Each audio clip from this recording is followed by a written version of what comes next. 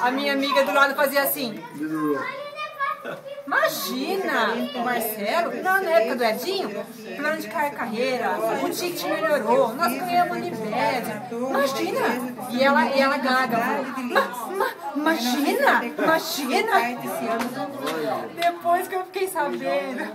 Mas vai, você um aqui. Precisava escanear, né? Aqui, ó, é o pai, a avó Catarina e a mãe. Aqui na porta de casa, juntos. Aqui é o pai, a avó Catarina e a mãe. Aqui, nessa aqui? Porque aqui fora era grade. Colocou a grade em cima do muro, tá vendo? Pode ver que é a mesma grade.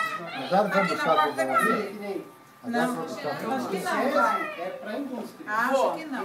Eu vou ter aqui porque alguém vai trabalhar. Entra agora às 4 horas. Muito. Ai.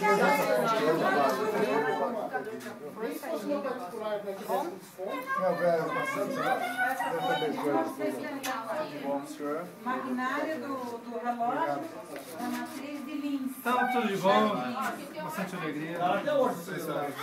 Tchau. Vai trabalhar. Tchau, prima, tudo de bom. Tchau.